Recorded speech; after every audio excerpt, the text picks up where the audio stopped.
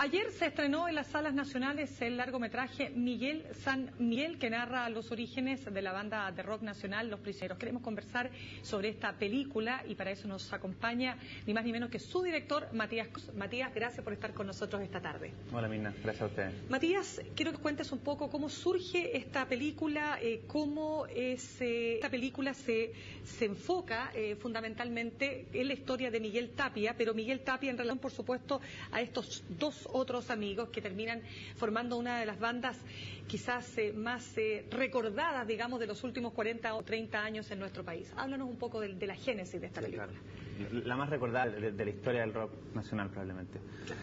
Mira, es tal como tú dijiste, la película tiene un foco, que es la historia de Miguel Tapia, y ese foco lo que hace es delinear el camino de la prehistoria de los prisioneros. Desde la vivencia de él, desde su vida cotidiana, lo que hacemos es contar la génesis del grupo, de que él entra a primero medio hasta que más o menos forman el grupo y las primeras canciones, los primeros conciertos. Esa es la película. Ahora, Miguel juega qué rol en esta historia, porque al comienzo son tres compañeros de curso que comparten, digamos, una inquietud musical y esto parte casi como un juego de amigos, ¿o no? Sí, a pesar de que para Miguel siempre fue una cosa, menos lo que cuenta la película, ¿no? Y es el referente que yo tengo de él, de que fue así. Siempre fue algo que se lo tomó muy a pecho. O sea, a él le interesaba mucho, le importaba mucho. Él pensaba que lo único que quería hacer en la vida era tener una banda. Entonces, el rol que él jugó al comienzo fue el rol de fuerza. Es decir, se puede decir que el motor emocional del grupo y también el que propone la idea de llevar el grupo adelante. Matías, quizás de quien menos, mejor dicho, se sabe es de justamente Miguel Tapia, desde, bueno, Jorge González ni hablar, desde Claudio Narea, tenemos incluso el libro que él sacó, Mi vida como prisionero, pero Miguel ha mantenido un perfil mucho más bajo y me gustaría un poco entender cómo a partir de ese personaje quizás más oculto, menos expuesto, si tú quieres, a la historia de los prisioneros, vas tú construyendo el guión de esta película. Claro. Bueno, justamente eso fue lo que a mí me llamó la atención y eso fue lo que me interesó, contar la historia desconocida de algo muy conocido como Los Prisioneros. Y justamente se condice con su lugar en el escenario, ¿no? El baterista, el que está detrás, el que está más en la sombra, el que menos se sabe. Y en la historia, digamos, en nuestros registros, en nuestro archivo chileno, de quien menos se conoce es del Miguel.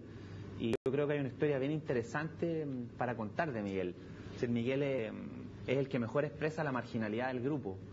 Era de los tres el personaje más pobre, al que más se le metió la dictadura dentro de la casa. Él vivía en una zona, Miguel. San Miguel es casi como una pequeña provincia. Y él vivía en una zona de esta pequeña provincia que era muy combatida. En la zona departamental con Panamericana. Y esa zona fue una zona especialmente combatida en los años 80 en la dictadura. Y el Miguel le tocó vivir todo eso. Y entonces la historia transcurre desde la mirada, es como la historia contada por Claudio Narea en su libro Mi vida como prisionero, esta historia contada desde Miguel Tapia, Mi vida como prisionero en relación a los otros dos. Sí, exactamente, con un foco bastante distinto a Mi vida como prisionero en todo caso. Esta es una historia bien musical, muy de amistad. Es una pequeña épica y también tiene a pesar que he leído mucho que me han dicho que es una mirada muy romántica, como con una estética muy especial, sin embargo lo que hace es delinear los acontecimientos de manera casi documental, como poner eventos de la vida del Miguel en una línea de tiempo y esa línea de tiempo lo que hace es armar Los Prisioneros y exponer mucho las canciones. Yo creo que ahí está el corazón de la película, ¿no? En verlos tocar ellos. ¿Quiénes son los protagonistas? ¿Quiénes son los actores que tú elegiste? ¿Cómo hiciste el casting para poder llegar justamente a conseguir no solo un cierto parecido, sino también, bueno, por ejemplo, el tema musical? ¿Ahí cantan ellos auténticamente o está todo esto doblado, quiero decir? Te contesto todo. Ellos cantan. Los personajes son Eduardo Fernández como Miguel Tapia, quien toca batería. Yo mismo le enseñé a tocar batería. Diego Bolloni es Claudio Narea. Y Mauro Vaca es Jorge González. Y él canta, claro, él canta las canciones. Nosotros sabemos que es imposible hacerle justicia a algún grupo como Los Prisioneros. Es algo gigantesco, digamos, de un talento monstruoso, sabemos lo que significan. Jamás intentamos en la película hacer una maqueta del grupo, ni siquiera buscamos que se parecieran demasiado, ¿no? En ese sentido lo que busqué fue cabros que fueran talentosos, que funcionaran armónicamente como un trío, artísticamente como un trío, que actuaran bien, y el casting fue llevado a cabo por Cristina Urto, una directora de casting que además actuó en la película, y tuve mucha suerte de encontrar rápidamente a tres cabros que se conocen porque son compañeros en la Escuela de Teatro de la Universidad de Chile y que tienen mucho talento. Ahora, la historia, ¿cuáles son los principales conflictos que muestra? Mira, aquí el antagonista importante de la película es el contexto histórico. La dictadura. Sí, no solo la dictadura, sino también la marginalidad que tienen ellos. Aquí lo que se trata es de transformar la falta de recursos en un recurso expresivo. Y eso contra lo que ellos van peleando. Por decirlo de algún modo, la pobreza. El deseo de transformarte en artista, de votarte artista en un momento que era absurdo hacerlo. Y menos de San Miguel, pues. Menos. Más difícil aún. No, y cantando rock en un momento que no tenía nada que ver. Ese es el gran plot de la película, eso es lo importante que tiene. Y después lo que tiene son muchos eventos de la vida de Miguel. No sé, hay una enfermedad de madre, la cesantía del padre, el contacto permanente con la violencia política en su calle. Hay una primera polola, conflictos que tienen que ver con eso.